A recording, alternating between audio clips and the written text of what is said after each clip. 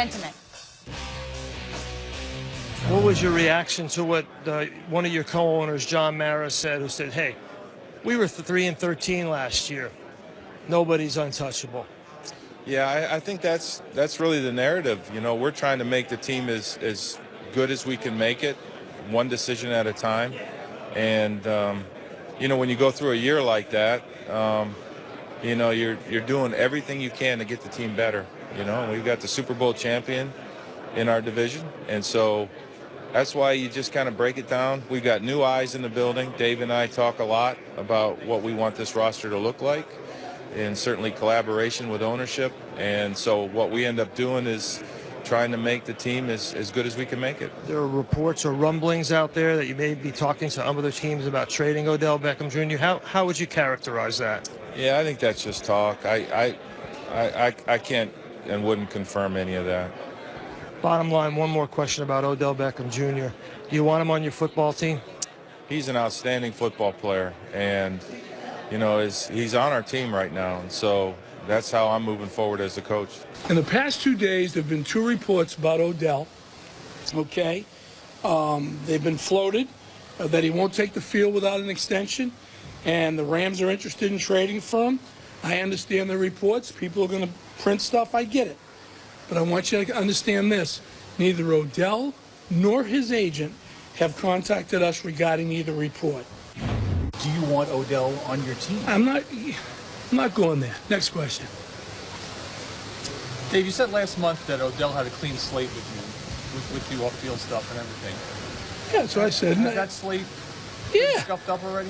What's that? Has the slate been scuffed up already? You tell me. You tell me. There's been a lot of stuff, right? You tell me. Video? Next question. You know, when the Rams executives were asked about that report and Odell Beckham, they said, you know, we got to be careful. We don't talk about other teams' players, but you've seen what we've done in the offseason. We're not afraid to trade for anyone. Have they contacted you about Odell Beckham? I'm not responding to that report. The bottom line is, Ernie taught me, and I told you guys this, you don't quit on talent. Well, if you don't quit on talent, you're not quitting on Odell Beckham Jr., that's for sure. Mort and Adam in Orlando at the owners' meetings where this is all taking place. Adam, what are you hearing regarding Odell Beckham's future? Well, Wendy, you don't quit on talent, but you certainly try to make sure that that talent is somebody that you want to have around in the future. And you listen to all of these Giants officials address the situation. Nobody has squashed the idea that the Giants are interested and open to dealing Odell Beckham Jr., which leaves this open up until and during the draft if a deal does get done. But the Giants have done nothing to squash it. I think there are teams out there that are quietly eyeing Odell Beckham Jr. I think there are teams out there that are trying to figure out what a price would be. One general manager told me yesterday that if Odell Beckham Jr. were traded, he could see the price being a 2 and a 4, which is exactly the price that went for Marcus Peters, another talented player traded this offseason to the Los Angeles Rams. Another GM said he saw the compensation being something in line for what the Seahawks once gave up to the Minnesota Vikings, a 1, a 7, and a 3. But you get the sense there between those 2 trades is the proper compensation for Odell Beckham Jr. And while the Giants have been quick to admit that they are not openly shopping Odell Beckham Jr., Mort, it certainly seems like they are open and listening to offers that would come in for their talented wide receiver. Well, let's review the past few days. Heard some undercurrents before John Mara, the co-owner, spoke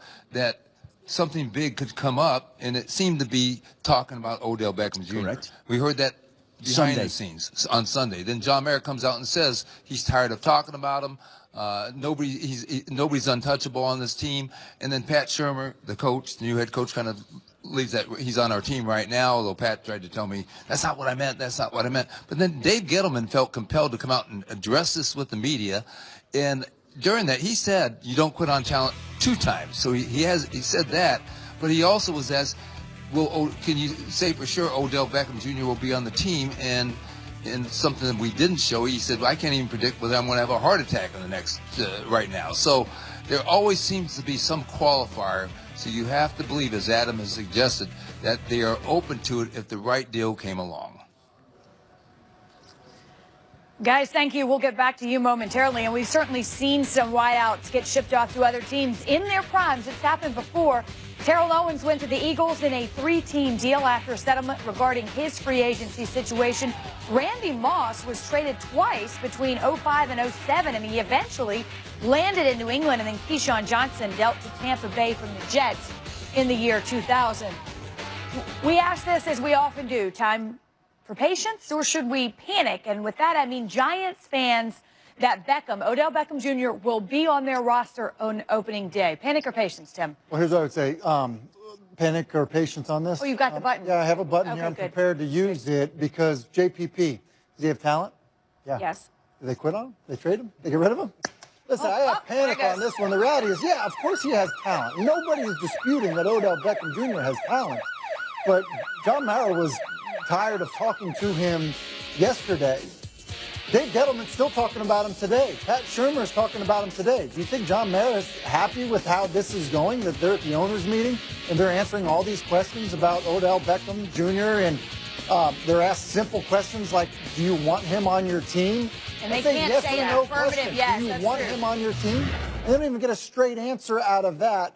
I think the Giants are very ready, and they're sending a signal to the rest of the league that they are open for business. Diana? All right, I'm going to. Do you need the button? I can help you if you need it. You see what they're trying to do already? What side am I going to pick? Which brother am I going with? I'm going to stick with Tim, so hit it for me, please. I am in agreement, and, you know, Adam laid it out perfectly, which is they're not doing anything to send the message of Odell Beckham Jr. should be on this team. It's a simple word. It's a simple way to answer a question. We've seen them do it before.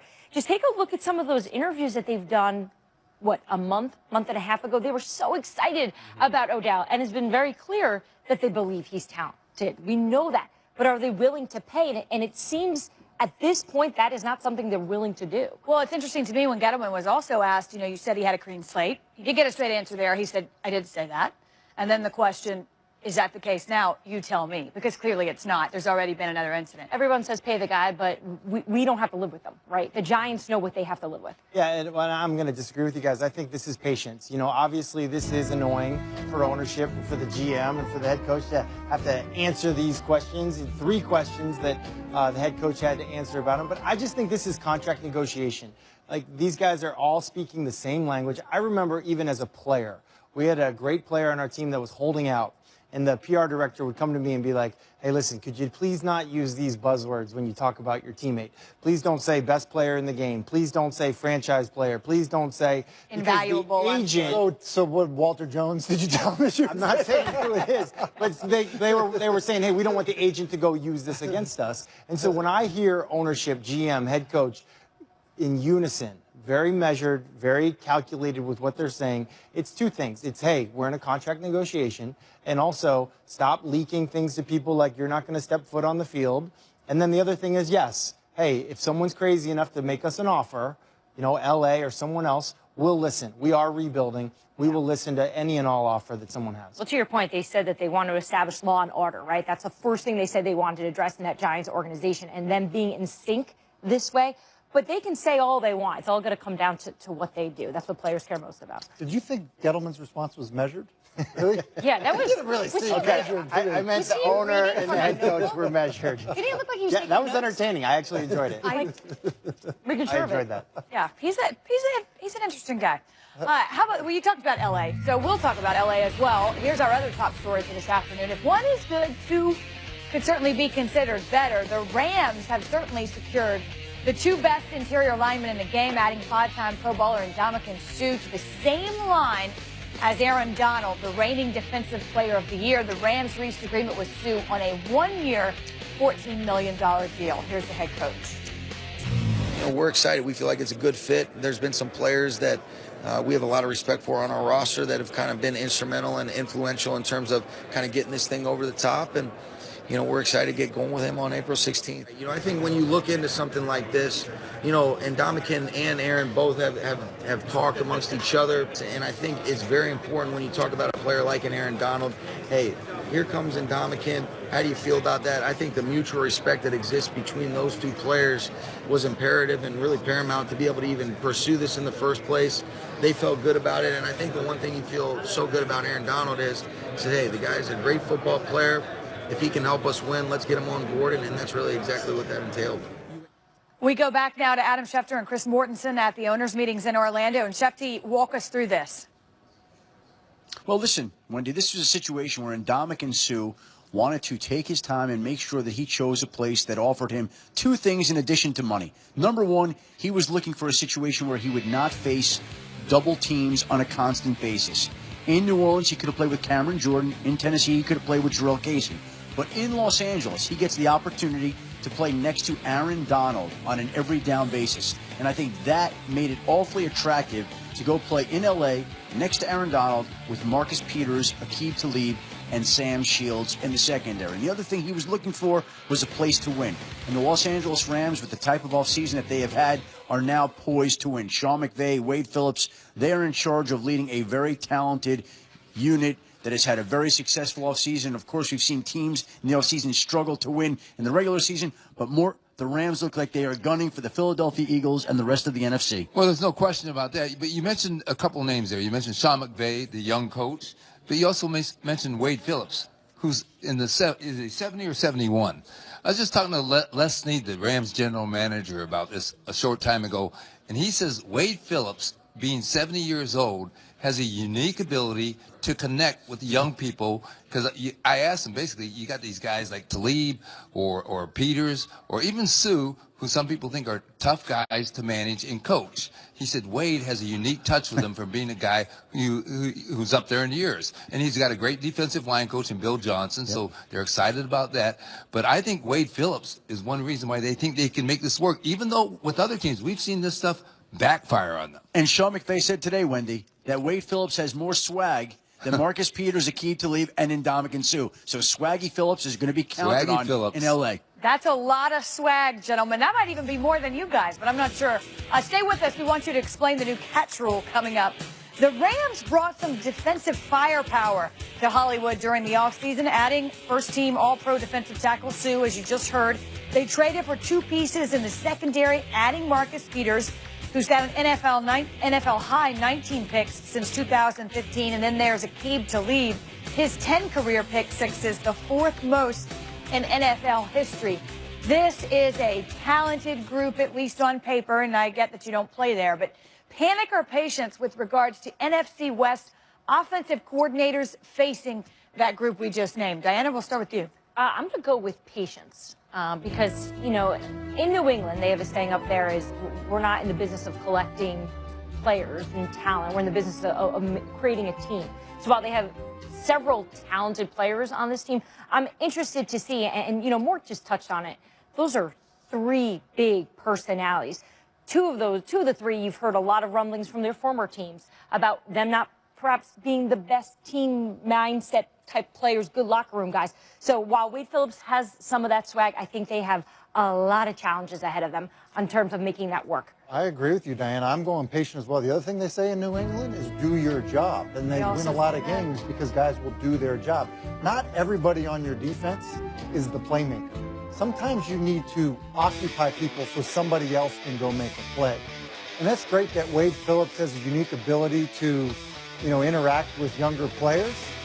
But he's not on the field, and he's not in the huddle.